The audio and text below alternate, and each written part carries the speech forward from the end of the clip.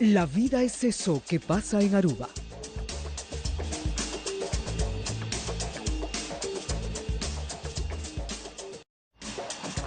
¿Qué tal? ¿Cómo están, amigos? Buenas noches, bienvenidos, como siempre, a En Portada. Verónica. ¿Qué tal? ¿Cómo estás, Mario? Muy buenas noches. Vamos a presentar a nuestros invitados. Tenemos al doctor Raúl Castro, excongresista de la República, y otro excongresista también, Carlos Torres Caro. ¿Qué tal, doctor? ¿Cómo está? Buenas noches, gracias. ¿Cómo están? Pues bien, el Pleno del Congreso ha iniciado hoy, entiendo que todavía continúa el debate, de los dictámenes que evacuaron las comisiones de Constitución y Justicia, cada uno un dictamen, cada una un dictamen sobre la reforma del Consejo Nacional de la Magistratura. De otro lado, por la mañana, la Comisión de Constitución, que preside Rosa Bartra, dejó en suspenso la discusión del proyecto de reforma constitucional que concierne a la bicameralidad. Sí aprobaron, antes de dejarlo en suspenso, el artículo 22 de la propuesta, en cuya redacción no consideraron necesario contemplar la declaración de intereses y patrimonio, de los congresistas. Hubo una cierta discusión acerca de ese punto, se votó y al final la mayoría no consideró necesario que se contemplara en la redacción lo que hemos mencionado. Finalmente, la bancada de Fuerza Popular ha dicho que va a escuchar la exposición del presidente del Consejo de Ministros para definir su posición acerca de la cuestión de confianza que expondrá mañana precisamente el primer ministro. El otro partido que ha dicho que va a esperar la exposición para definir su posición es Acción Popular. Las otras 5 bancadas han adelantado que están de acuerdo, digamos, con el proyecto, con los proyectos de reforma y por lo tanto con la cuestión de confianza. Muy bien, vamos a escuchar primero qué cosa fue lo que ha dicho la presidenta de la Comisión de Constitución acerca del artículo 90 del proyecto. ¿Por qué no se ha debatido el artículo 90 referido exactamente a la bicameralidad? Porque es un artículo bastante complejo, que define número, que define circunscripciones, que habla de los macrodistritos y los microdistritos, y quisiéramos contar con la presencia de especialistas que ilustren completamente sobre este tema. Este debate se retoma mañana a las 4:30 de la tarde en la sesión ordinaria, a la cual tenemos varios especialistas invitados. Queremos que esto sea lo más ilustrativo posible para que la población que debe, además, de acuerdo al diseño que ha planteado el presidente de la República, participar a través de una consulta ciudadana, léase referéndum, sepa sobre qué estamos discutiendo y con conocimiento de todo aquello que se está planteando pueda participar de forma no solo activa, sino informada en un proceso de referéndum. ¿Y se ha debatido respecto a incrementar? Bueno, esto va a ser después de la presentación del Sí, hay varios platillos girando al mismo tiempo, ¿no? Por un lado, la cuestión de confianza, por otro lado, lo que se discute hoy en el Pleno, que tiene que ver con el Consejo Nacional de la Magistratura, y por otro lado, en Constitución, la discusión sobre bicameralidad.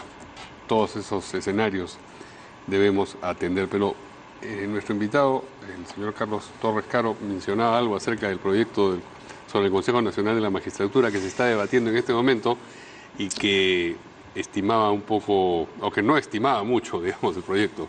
Lo que pasa es que toda constitución es un cuerpo orgánico, sistémico, y claro, comenzar a hacer este tipo de reformas en los cuales se saca algo y se mete otra cosa, entonces comienza de repente a convertirse en una especie de Frankenstein, ¿no? Que es lo que más o menos he constatado después de ver la discusión en la Comisión de Constitución, que la verdad es que solo pude verla 1 hora porque ya no podía soportar más, porque claro, ver las discusiones entre la señora Alcorte, la señora Glave y el señor Arana, pues la verdad que no aporta mucho al debate. Creo que hay unas fallas tremendas en lo que ha aprobado la Comisión de Justicia y luego ha dictaminado la Comisión de Constitución. Yo me permito referir 2 que deben de ser, y espero que los congresistas estén escuchando, porque sería gravísimo que se apruebe una cosa tan mal hecha, ¿no? Como por ejemplo en el artículo 154, que cuando habla sobre las funciones del Consejo Nacional de la Magistratura, dice, han agregado un inciso de inspiración de parte de no sé quién, pero en donde dice, el inciso 4 dice, resolver en última y definitiva instancia las impugnaciones interpuestas en los procesos disciplinarios seguidos contra jueces y fiscales de todos los niveles. Es decir, el Consejo Nacional de la Magistratura se va a convertir en un órgano que va a encargarse de ver la amonestación que le hicieron al juez de Chumbivilcas o al juez de Tacna o al fiscal de Arequipa, etcétera. Esto es pues es algo irracional, ¿no? Porque lo grave del tema es que no han leído el inciso 3 original, donde el propio inciso 3 dice aplicar la sanción de destitución a los jueces de la Corte Suprema y fiscales supremos, y a solicitud de la Corte Suprema o la Junta de Fiscales Supremos, respectivamente, a los jueces y fiscales de todas las instancias. ¿Por qué? Porque el Consejo Nacional de la Magistratura, al nombrar a todos, lógico, le corresponde destituir a todos, pero no le corresponde hacer los procesos de investigación disciplinaria que corresponden propiamente a cada institución, es decir, la OCMA o la Fiscalía Suprema de Control Interno. Y ellos, una vez concluida la investigación, trasladaban pues al Consejo para que simplemente tome la decisión de destitución. Pero con esta inspiración, no sé, media divina, en la que quieren convertir al CNM en una especie de última instancia de todas las acciones disciplinarias, pues hacen una cosa que es dramático. Entonces, ese tema tiene que salir, pero volando de ahí. El otro tema, que ya son cosas menores, pero que tienen importancia, es vinculan al mismo nivel al Consejo Nacional, al Consejo Nacional de la Magistratura con la Academia de la Magistratura. Es decir, ambos se van a encargar de la evaluación, como si ambos estuvieran en el mismo nivel, porque la Academia de la Magistratura es una institución que forma parte del Poder Judicial. Era la oportunidad brillante para que la Academia de la Magistratura, y eso lo contemplamos en algún momento en la Comisión de Justicia aquí con Raúl, era el momento ideal para que la Academia pase a ser parte del Consejo Nacional de la Magistratura. Es decir, el Consejo no solamente tiene a la Academia, es decir, forma a los jueces, sino que además los elige, además los sanciona y los destituye. Entonces, esa hubiera sido la secuencia. Entonces, no, aquí se ha optado por darles una misma categoría, no se ha pensado esta oportunidad brillante que se tenía de hacer eso. Y como último punto, para cerrar mi intervención y no monopolizar, es el tema han añadido también, no sé, una inspiración que se le ocurrió a alguien, porque claro, están ahí, se les ocurre, ¿no? Y dicen, o sea, ni siquiera se ponen a pensar en las cosas relevantes, como es, por ejemplo, el inciso 7 que han agregado, presentar un informe anual al Congreso. O sea, el Congreso es una institución autónoma, como lo es el Consejo Nacional de la Magistratura. El Congreso puede en cualquier momento, utilizando las vías que tiene de control, pedir informe cuando quiera. Puede pedir informe a la institución. Pero de oficio no viene a caso, dice usted. Pero de oficio no, porque eso es sobrecargar, porque ya son 20 y tantas instituciones que dan informe anual al Congreso. Es decir, el Congreso se va a pasar pues recibiendo a cada presidente de entidad a escuchar sus informes anuales, lo cual no es pertinente. Bien, en la parte inferior de su pantalla, a la izquierda, ustedes pueden ver escenas de la marcha que tiene lugar en este momento en el centro de Lima. La marcha se llama Reforma Ya. En cualquier momento vamos a tener reportes. Y también, en cualquier momento, desde el Congreso vamos a estar en contacto con el congresista Carlos Brus y también, ojalá, con la congresista también Úrsula Letona, para que nos cuenten cómo va el debate allá. Ya están ahí los congresistas. Le vamos a pedir un poco más de paciencia a Raúl Castro para poder conversar con los congresistas. ¿Cómo están, congresistas? Buenas noches. Buenas noches. Buenas noches, Verónica. Buenas noches, Mario. Saluda a Raúl. Sí, bueno, queríamos preguntarles cómo va el tema ahí en el Congreso. Hoy día me imagino que de todas maneras se va a aprobar y vamos a tener pronto un nuevo Consejo Nacional de la Magistratura. Bueno, esa es la idea. El dictamen está más que avanzado. Hoy día hemos tenido, digamos, algunos temas que han quedado para la discusión aquí en el Pleno. Básicamente el tema de incluir cuotas en un concurso público.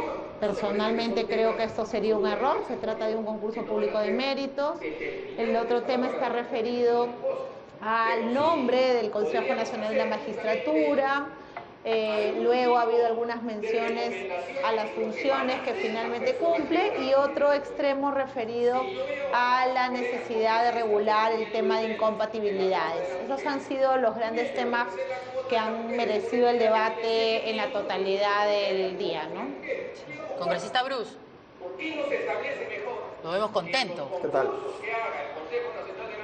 Lo vemos contento. Sí, bueno, contento. en general el día, el debate... El debate se ha desarrollado de manera alturada, han habido opiniones de todas las bancadas, han habido algunos puyazos que nosotros por lo menos habíamos tomado ya la decisión de no contestar para contribuir a que el debate concluya el día de hoy y hoy se pueda votar y efectivamente parece que en cuestión de algunos minutos, quizás 20 minutos, media hora, se esté produciendo la votación. No se olviden que aquí tenemos que correr con todo lo que significa modificaciones constitucionales para que estén listas el 4 de octubre. Hay otros temas, por ejemplo, en el caso de la bicameralidad, el tema de los macroregiones, microregiones, que eso no entra en la Constitución y que por lo tanto perfectamente se puede debatir más allá del 4 de octubre para que sean incluidas en la ley orgánica del Jurado Nacional de Elecciones. Pero el hecho de que haya bicameralidad, sí o no, eso sí tiene que estar listo para el 4 de octubre. Bueno, pero eso no es lo que se va a votar hoy y tiene que ver de alguna forma más bien con lo que tendrá que ocurrir mañana con la presentación del presidente del Consejo de Ministros ante el Pleno y la anunciada cuestión de confianza. ¿Cómo se presenta, digamos, este escenario para mañana? Habida cuenta de que el de hoy parece que ha sido bastante, las cosas han fluido con bastante armonía. Congresista Letón, empezamos con usted. Es que, gracias.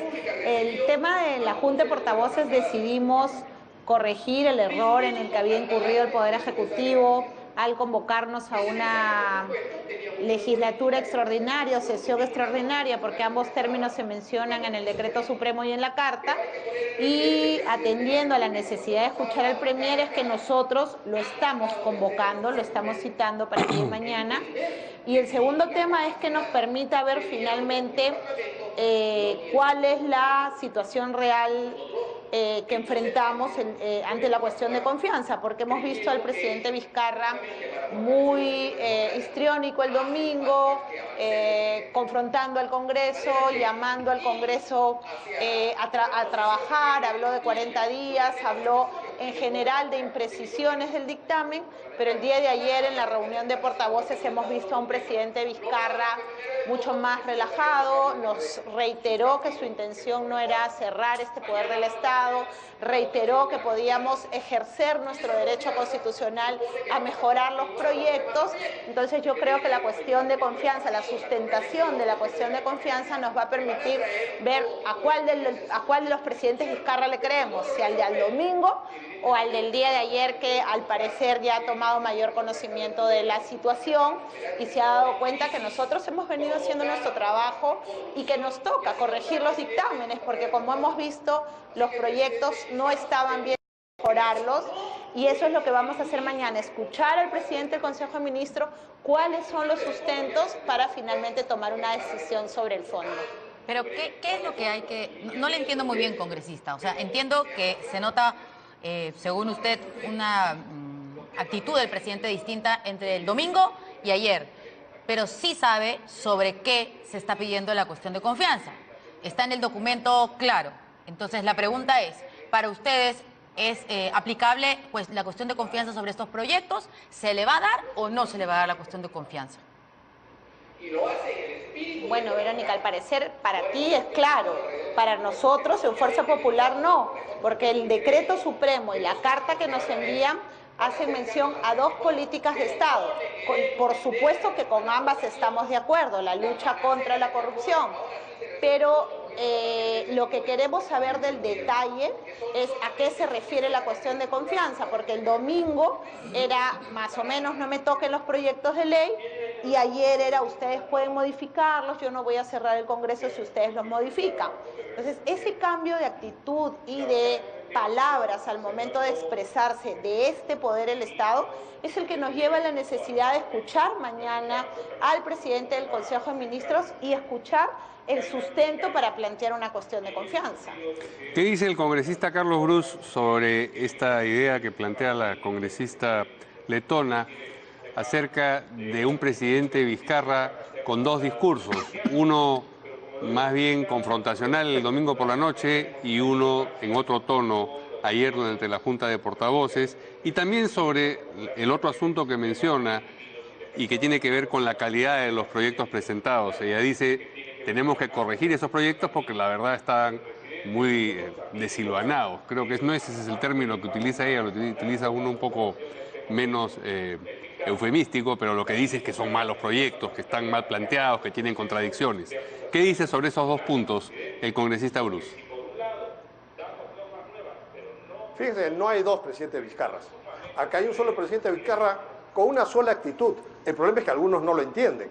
El domingo el presidente Vizcarra ha sido firme en decir que para el gobierno y para la política de gobierno aprobada en el decreto supremo es necesario que se hagan estas 4 reformas.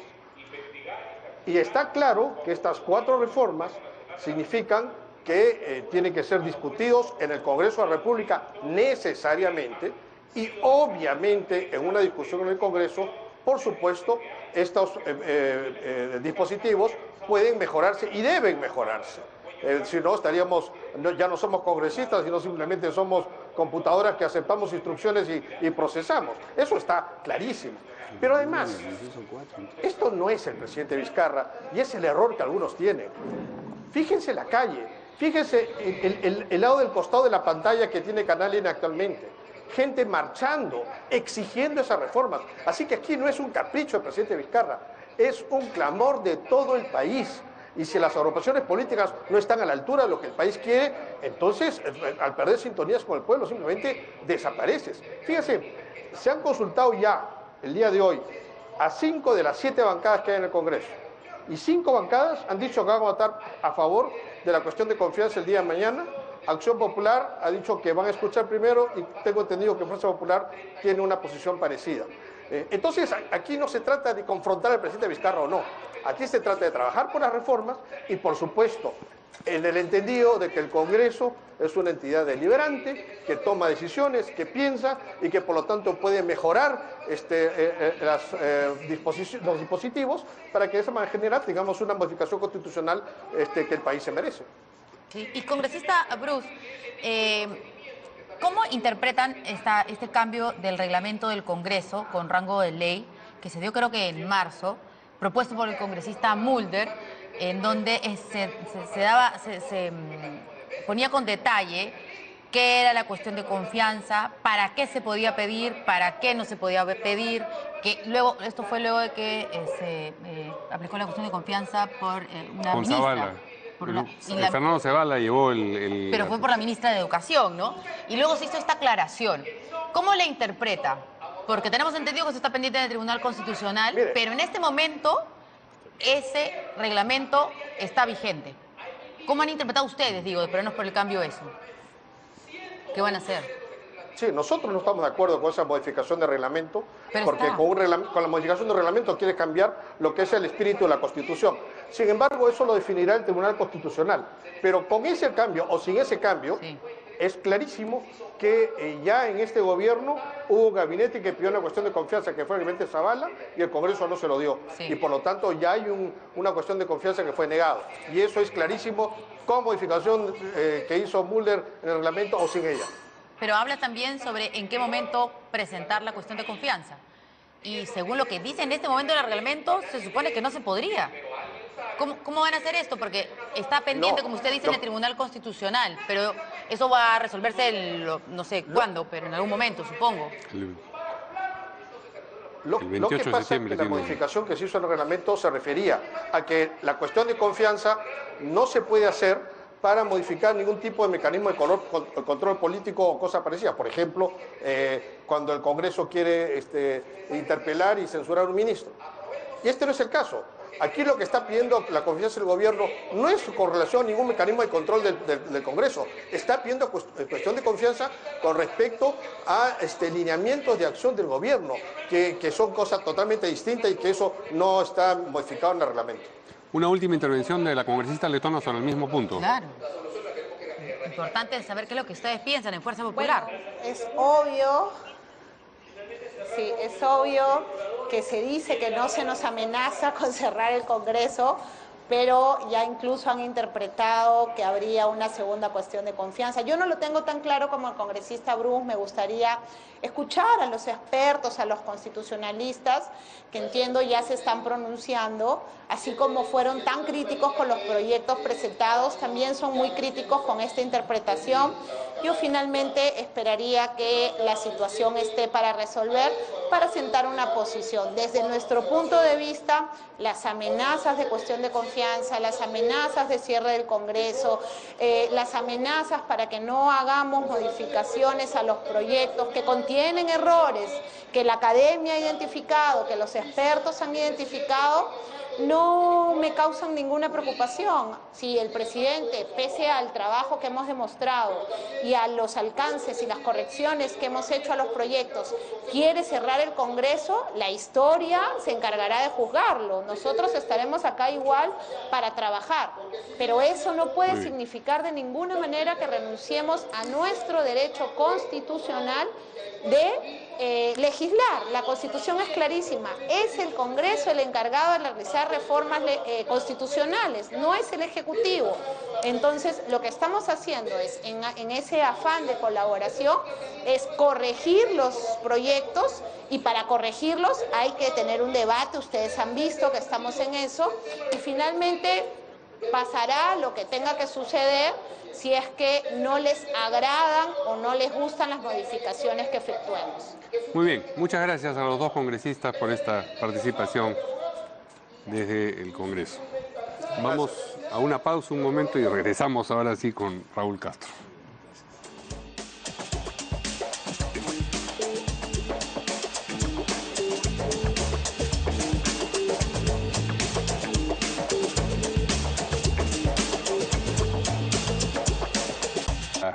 Cuestiones de confianza, con posterioridad a la cuestión de confianza que se presentó el año pasado, que es un asunto que deberá resolver, entiendo, el 28 de septiembre el Tribunal Constitucional, porque, digamos, la bancada de Pleno por el Cambio cuestionó, objetó, digamos, esa norma, ¿no? Sí, es una resolución legislativa sacada un poco en apuros, yo diría, del Congreso, sí, con la finalidad de, entre comillas, defender los fueros parlamentarios.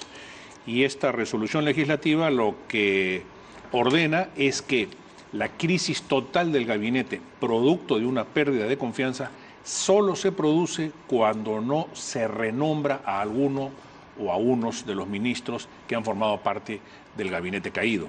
En consecuencia, de acuerdo a esa interpretación, con esa resolución legislativa, si ahora se produjera la pérdida de la confianza, sería recién la primera caída y en consecuencia no podría haber una remoción del Congreso o una disolución del Congreso, lo cual plantearía un conflicto constitucional sumamente grave. Un presidente sin ministros, un Congreso en actitud de rebeldía,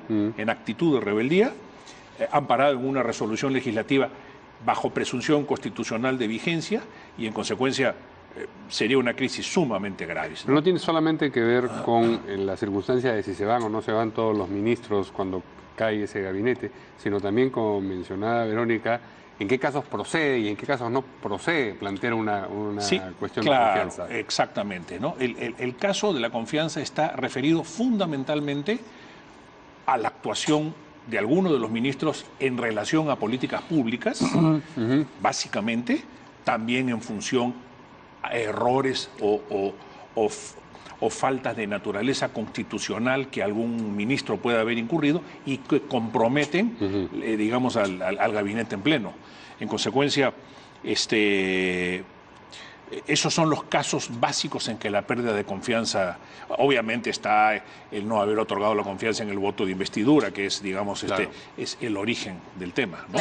Claro, por eso es que los miembros de la bancada de Fuerza Popular están mencionando cada rato, bueno, hay que ver qué es lo que va a decir el señor Villanueva, porque sobre proyectos no se podría No aplicar se puede. la cuestión de confianza. Así y el es. presidente el domingo hablaba que se tienen que aprobar los 4 proyectos, como está, no desnaturalizarlos, pero hablan sobre los 4 proyectos, ¿no? Luego, en el documento que se ha presentado, en el decreto, ya hablan sobre... Bueno, ahí hay una políticas. cosa fundamental, Verónica, y Carlos lo decía hace un momento.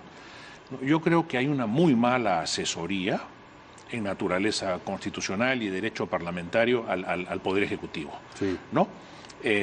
Creo que la forma como se está presentando los mensajes son más de naturaleza política que de realidad constitucional y parlamentaria. Y lo veíamos ahora en la exposición de Carlos, ¿no? Las comisiones de Constitución y de Justicia, y hemos trabajado juntos mucho en esto, son comisiones especializadas. Y en consecuencia se supone que son comisiones de expertos que además convocan a otros expertos. Por ejemplo, el hecho de no existir en la ley de la carrera judicial lo que nosotros habíamos inicialmente contenido y que después fue anulado por el Tribunal Constitucional a solicitud del Poder Judicial, que era la evaluación del desempeño, priva al Consejo Nacional de la Magistratura o a cualquier órgano de tener un cuadro de méritos en el Poder Judicial, ¿no es cierto? Y nada de esto se está viendo en esta reforma constitucional del CNM. El hecho de que el CNM tenga que evaluar a todos los jueces del país, eso es simple y llanamente imposible, por un lado. Por otro lado sería juez y parte. Yo los nombro y yo los remuevo. Eso ha estado en manos de la OCMA y la ODIGMA. Precisamente la discusión acá era, ¿qué hacemos ahora? Lo que hay que hacer es extraerlos del Poder Judicial, estos controles, pero no llevarlos al mismo órgano que nombró a los jueces y fiscales.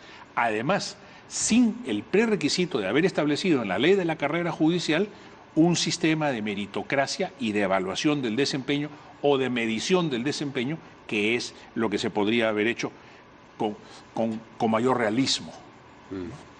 Bien, vamos, ya que estamos hablando de la cuestión de confianza, vamos un momento a la marcha Reforma Ya, que como decíamos está teniendo lugar en este momento en el centro de Lima. Está Fernando Llanos ahí. ¿Está? ¿Está? En un momento nos enganchamos, es una marcha de apoyo a estas reformas Así es. que está impulsando el presidente Vizcarra.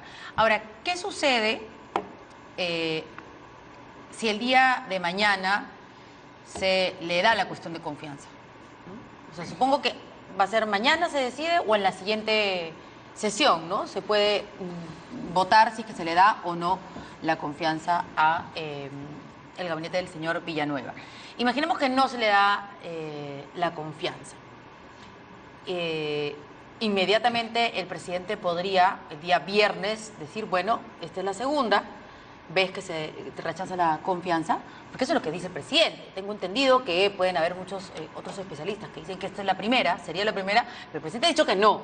Y supongo que si es el presidente y que él aplica, pues lo es que vale? ¿Quién no. establece lo O que alguien vale? podría venir, no sé, venir Superman y Sí. decir, no, Vizcarra, no puede ser. No, ¿no es cierto? Entonces, ahí vamos a tener un problema. Porque Ahí hay si una, el presidente lo hay una dice, crisis pues eso va a constitucional suceder. tremenda. Lo que pasa es que hay que ver de dónde viene la figura, ¿no? Y cómo se instala en nuestro organismo, Pero, ¿no? pero eso es en la explicación. No, pero es que la explicación... Pero en el hecho es que el ¿Cómo presidente se resuelve ya lo ha el- dicho. Es que la eso va a explicación suceder. tiene que ver para poder entender la propuesta que yo creo que es la que podría adecuarse en este punto que tú has planteado. La cuestión de confianza es propia de los regímenes presidenciales, pero está nacida de los regímenes parlamentarios, ¿no? O sea, tiene esa característica.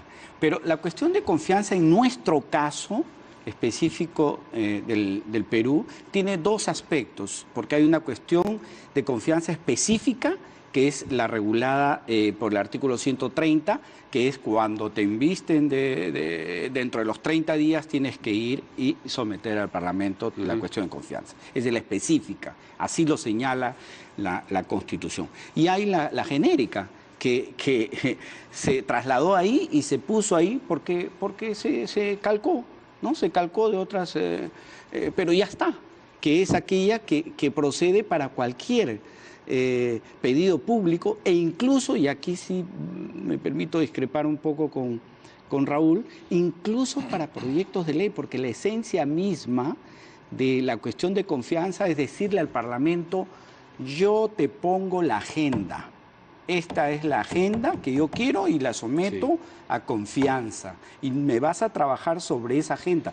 Por eso es que se ha hecho a través de un decreto supremo convocando una legislatura, mal propiamente una legislatura extraordinaria, porque no es una legislatura ordinaria, una sesión, más una sesión extraordinaria que una legislatura extraordinaria. Sí. Si nos permite la interrupción, ahora sí estamos con Fernando Llanos, pero vamos a volver para ver, además, estas consideraciones, cómo se aplican a lo que preguntaba Verónica. ¿Qué pasa si el presidente dice una cosa y el Congreso no está de acuerdo con ella?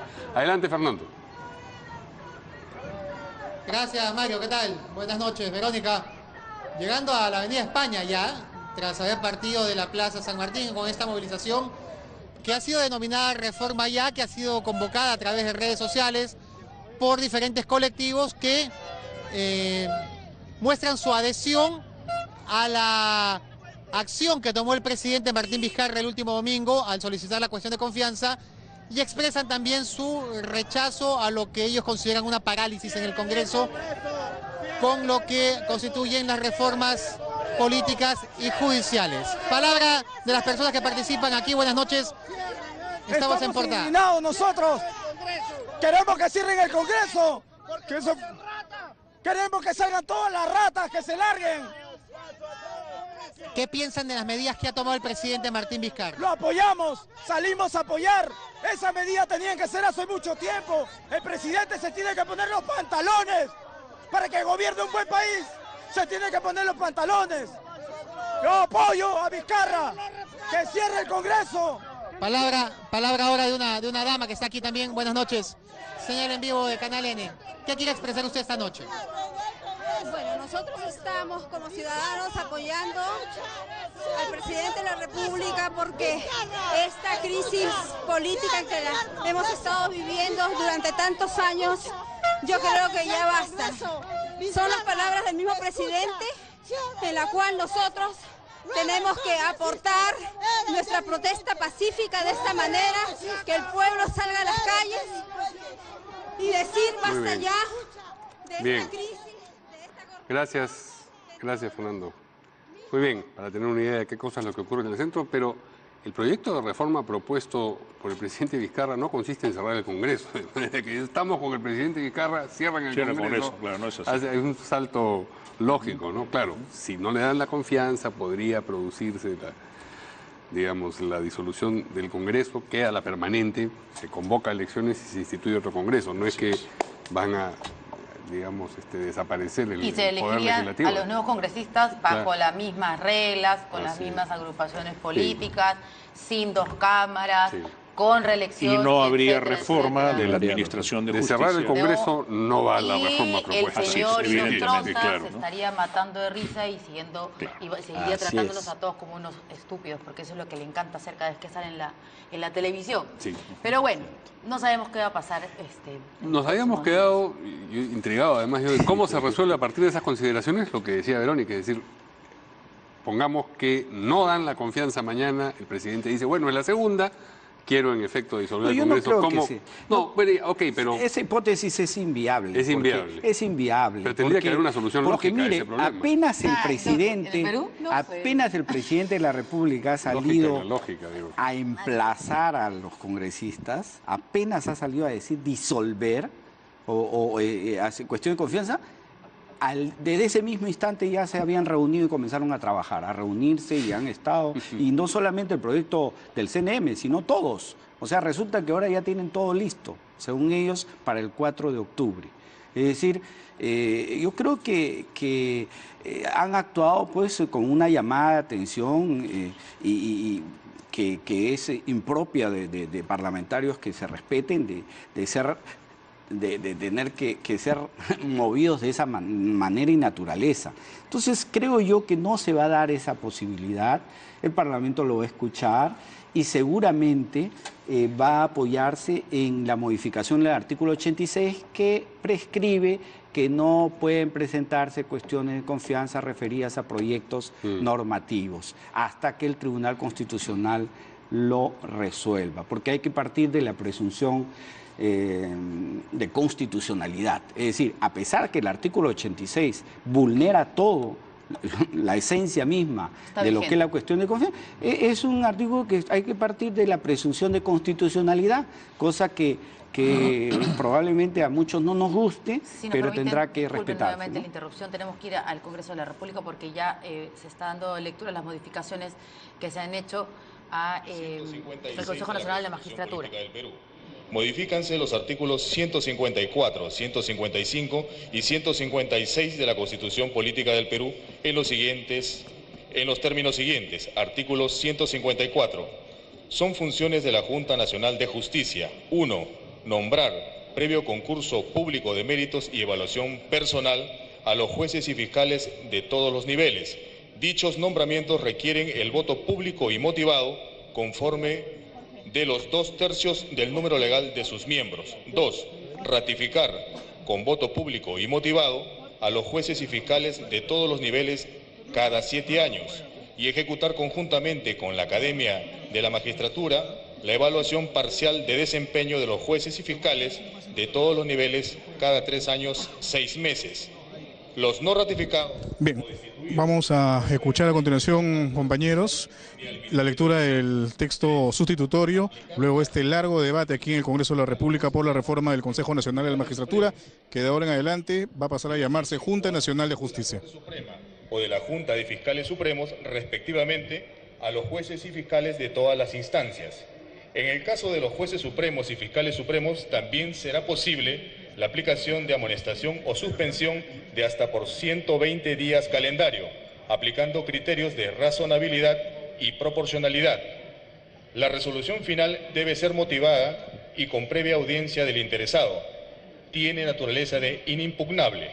4. Registrar, custodiar, mantener actualizado y publicar el registro de sanciones disciplinarias de los jueces y fiscales. 5.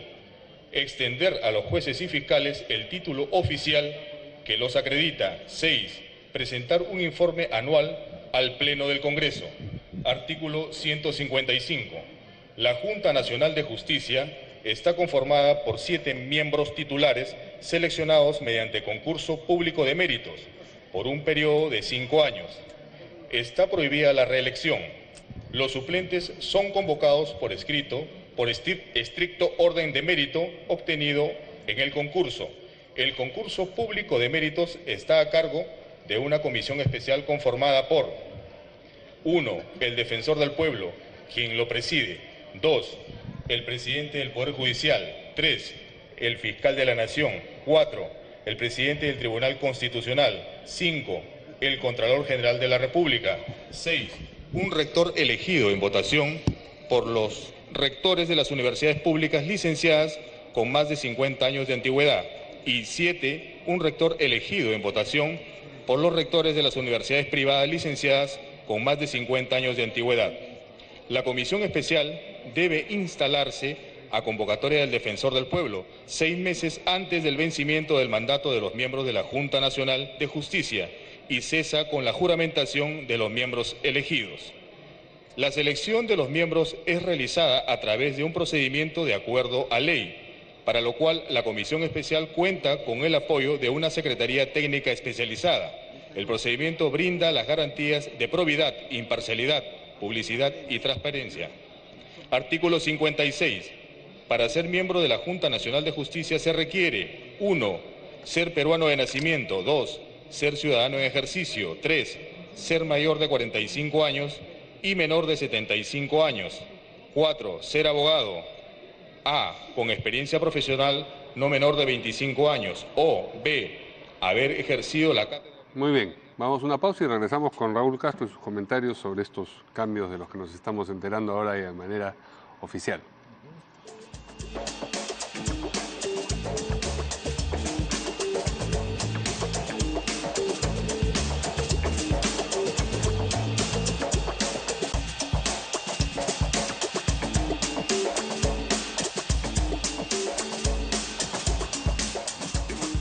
Muy bien, Raúl Castro, ¿qué piensa? Hemos visto que asentía en varios casos ante las modificaciones anunciadas.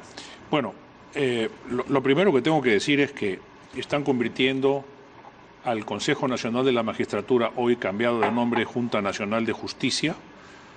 No sé por qué Junta Nacional de Justicia, porque no administra justicia. Más bien es una junta evaluadora, una junta calificadora, una junta seleccionadora, lo que sea, pero no es una Junta Nacional de Justicia. Pero lo están convirtiendo en un monstruo. Hoy día, solamente 1/3 de los jueces y fiscales del Perú son titulados del punto de vista del nombramiento oficial por el Consejo Nacional de la Magistratura. El resto son provisionales y en algunos casos supernumerarios. En consecuencia, pensar que casi los 5.500 jueces y fiscales, de los cuales solamente hay 1/3 nombrados oficialmente, van a ser calificados por un solo y nombrados por un solo Consejo Nacional de la Magistratura, que se va a encargar de todo, me parece que es convertir a este órgano en un monstruo que francamente va a ser muy difícil de controlar. Creo que más bien había que pensar en cómo se sacaba del Poder Judicial a la OCMA y a la ODIGMA y se le encargaba a terceros esta función de control interno del Poder Judicial. De manera que por ahí el tema me parece que va a cojear sinceramente. Se ha hablado de la evaluación del desempeño, pero no se dice exactamente en el proyecto quiénes son los que van a evaluar el desempeño. Esto es fundamental. Esto lo pusimos en la ley de la carrera judicial, ya lo comentamos, y finalmente se lo volaron. Pero esto es fundamental para que pueda haber carrera judicial real y efectiva, más allá de las influencias, más allá de los mangoneos, más allá de las coimisiones y de todo lo que ha venido sucediendo en el Poder Judicial. En consecuencia, esta parte de la evaluación del desempeño tiene que ser clarísima, porque ahí se evalúa todo, no solamente la profesionalidad del juez, sino hasta el orden del despacho para ver si acomoda los expedientes o no. Y esto en la vida de un personaje tan importante como es un juez tiene particular relevancia. Lo que me llama la atención y no me gusta es que esto va a ser un concurso público de méritos, lo que significa que los mejores difícilmente se van a presentar. Y esto lo hemos vivido reiteradamente en el Congreso de la República. Acá lo que necesitamos es que, por ejemplo, esas instituciones que se han nombrado, que son las que supuestamente van a convocar al concurso, ellos sean los que propongan y ellos sean los que nombren, pero no a través de un concurso público donde se presenta cualquier pillo que por mérito profesional o académico puede salir adelante, pero que no tiene idoneidad moral. Aquí el problema es la idoneidad moral y en consecuencia lo que se requiere es gente que califique no solamente la parte académica y profesional, sino que también examine. Se van a presentar una serie de ilustres desconocidos que vienen de universidades con muy buenas notas y seguramente con algunas obras publicadas y que tal vez conocen y manejan el derecho, pero no sabemos si lo manejan para bien o para mal. Y entonces el hecho de que aquí las instituciones no pesen nada y que haya que ir a un concurso público de méritos no garantiza absolutamente nada en el sentido de que vayamos a tener buenos jueces próximamente. Perdón, no hemos terminado de escuchar esta modificación, pero entre los requisitos para ser miembro del Consejo Nacional de la Magistratura efectivamente está el concurso público, ser peruano de nacimiento, ciudadano en ejercicio, mayor de 45 y menor de 75, ser abogado, que ya después lo hemos visto no es una garantía, pero ser abogado, A, con experiencia profesional no menor de 25 años, B, haber ejercido la cátedra universitaria por no menos de 25 años, C, haber ejercido la labor de investigador en materia jurídica por lo menos 15 años, 5, no tener sentencia condenatoria firme por delito doloso, 6, tener reconocida trayectoria profesional y solvencia e idoneidad moral. que es lo que usted creo que estaba Sí. pidiendo. Sí, lo que pasa es que en estos concursos públicos siempre se le da mayor peso a lo que es la parte académica y a la parte de conocimientos. Y si hay publicaciones le agregan un 10%, y si hay entrevista personal 10%, y la parte de idoneidad moral, sinceramente creo que nota de concepto. Nota de concepto, creo que lo meten en la entrevista personal, pero creo que realmente no se evalúa. Y yo veo ahí, sinceramente, el gran problema de la justicia en el Perú, ¿no? Que se quiere hacer todo muy democráticamente, todo muy transparentemente, pero que en la práctica lo que ha sucedido y lo que esto viene revelando es que todo tipo de pillos se cuelan en el Sistema Nacional de Administración de Justicia. Y es que la valla realmente cada vez es baja, porque cuando ponen aquí 45 años y 25 años, bueno, hay un universo ya de abogados aquí que tienen 25 años que superan los 30.000. Entonces todos creen que pueden aspirar a esa posibilidad y a ese alto cargo. Yo creo también, y en esto concuerdo con Raúl, que se hace un Frankenstein, ¿no? Se hace un Frankenstein de una institución que debe quedar constreñida al nombramiento, a la evaluación a través de la Academia de la Magistratura y a la destitución de las altas jerarquías de la institución, porque felizmente han retirado el inciso 4 que justo critiqué, lo han retirado para que sea la propia institución o una institución externa la que se encargue de la evaluación disciplinaria de cada organismo, sea el Poder Judicial o el Ministerio Público. Vamos a la votación en el Congreso en este momento. Rojo. Jorge Bayón nos informa. 42 a favor. Bien, compañeros, se está votando a continuación una cuestión previa presentada por los miembros de la bancada de Nuevo Perú, quienes han reclamado la no inclusión de la cuota de género en lo que será de ahora en adelante la Junta Nacional de Justicia, lo que fue el Consejo Nacional de la Magistratura. Aquí, luego de un debate intenso por varias horas en el Congreso de la República para la recomposición del otrora Consejo Nacional de la Magistratura, se va a proceder a la votación. Hay que señalar que el tema principal, digamos, de la demora en el debate ya y la prolongación del mismo fue precisamente esta observación que ha hecho Tania Pariona de Nuevo Perú respecto a la cuota de género en este nuevo organismo que va a cumplir funciones del CNM, una de las principales, la elección. Jorge, cuando se produzca la votación, volvemos contigo, tenemos que ir a una pausa en este momento y regresar para saber qué cosa es lo que va a ocurrir en el Congreso.